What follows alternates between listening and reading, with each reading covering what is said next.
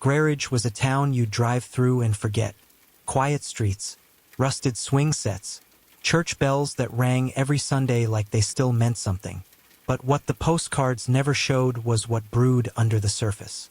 In the last 5 years, drug abuse had surged in Grayridge, fentanyl, meth, and a cheaper, deadlier version of heroin called black mist. It didn't knock at the door, it kicked it in. Nearly half the youth population, aged between 15 and 24, was either using or dealing. Overdose became a leading cause of death, and rehab centers ran waiting lists like nightclubs. When the department launched Project Revival, a covert task force to dismantle the supply chain, it looked like hope had a name. And that name was Officer Leena Carr. Fresh out of academy, with a record that screamed discipline and promise, Leena was handpicked for undercover surveillance and community engagement. She moved with empathy and grit. Young enough to be trusted by teens, smart enough to document their whispers, she began to uncover names, runners, safe houses, drop points. Until one night, she vanished. It was a Friday. She signed out at 1942 from the precinct. Said she was heading to meet an informant. No location, no follow-up call. Her last phone ring came from the outskirts, near the derelict factory on Wolf Street, known by locals as the Sinkhole. Detectives searched the area for days. Nothing. No phone. No blood. No Leena. The police called it a random abduction, maybe even a revenge attack. But her partner, Detective Paul Remy, wasn't convinced, or so he claimed. What made it worse? Grayridge was the kind of place where people noticed when your porch light stayed off too long. So when Leena's mother went on local news begging for help, and when no progress was made after 3 months, the community's trust in the police began to rot. 6 months passed. Then came the tip. A 17-year-old dealer, overdosing in a public restroom, muttered a name before slipping into a coma. Remy. Internal Affairs reopened the case. Paul Remy, well-dressed, respected, divorced, had been Leena's partner for over a year. They'd worked side by side. They'd argued, too. And it turned out, Remy had a history he never disclosed. He was in debt, gambling, owed over $80,000 to men who didn't forget names, has a teenage daughter estranged after a rehab stint, and a series of friendly encounters with known associates of the Vega Cartel. IA discovered transfers of $5,000 monthly to Remy's bank account. Untraceable, anonymous deposits from offshore accounts. The deeper they dug, the more it stank. But without Leena's body or a confession, there was no arrest. The department stalled. Some whispered Remy had friends high up. Others said the cartel had infiltrated the ranks. Either way, the case went cold. Then came Officer Camila Reyes. She wasn't flashy. She wasn't on anyone's radar. But she was quiet steel, the kind that didn't need to yell to be heard. Reyes reopened Leena's case on her own time. No budget. No backup.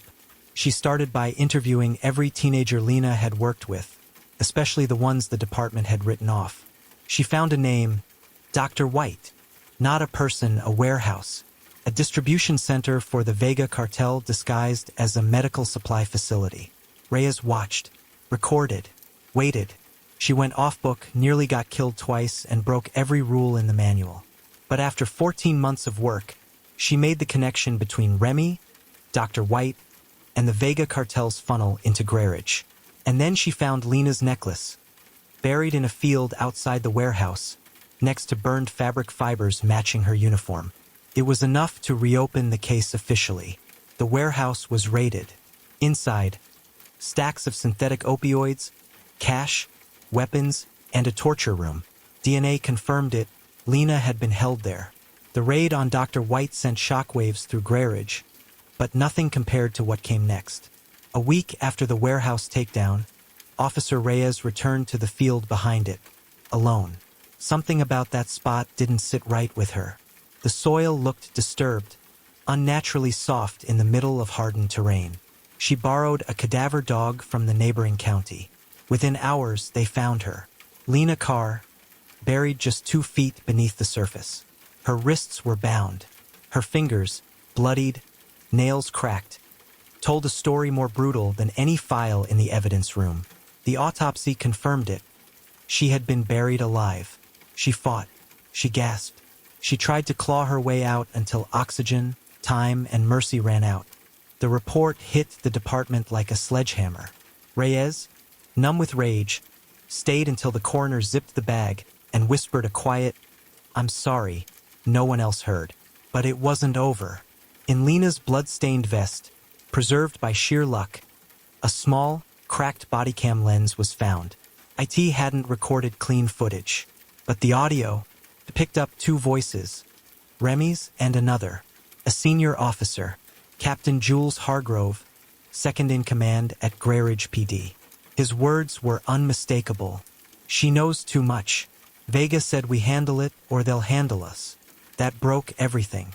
Reyes handed the audio to Internal Affairs, but she didn't wait for protocol. She confronted Hargrove in the parking lot, her voice calm, her badge trembling in her hand. He didn't deny it. Within 48 hours, 3 senior officers were arrested. All had connections to the Vega cartel. All had been promised retirement payouts in offshore accounts in exchange for protecting drug routes and burying inconvenient truths, like Leena. Grayridge's top brass fell like dominoes. The town erupted. Protests filled Main Street. Mothers held photos of lost children. Survivors of overdose marched with signs. "She tried to save us. Carr died fighting. You watched." The police department issued a public apology. Too late. Too hollow. The community didn't want words. They wanted justice. Leena's funeral was held on a bitter, windy morning. Her coffin was draped in the flag. Reyes delivered the eulogy, voice cracking for the first time in years. She wasn't just a cop. She was the only one listening when no one else cared. And when they tried to silence her, she kept fighting. Even in the dark. Even with dirt in her lungs. As the casket lowered, Reyes took off her own badge. She pressed it against the wood and whispered, "I'll finish it. I swear." And she has. Drug overdoses in Grayridge have dropped by 43% in a year. New leadership now answers directly to the state. The Vega pipeline? Broken. Not dead, but bleeding. Reyes still works nights. She's quiet. Obsessed, maybe. Some say she's haunted. But every time she walks past the memorial outside the precinct, a bronze plaque with Leena Carr's name etched into stone, she touches it once. Not for luck, but for promise.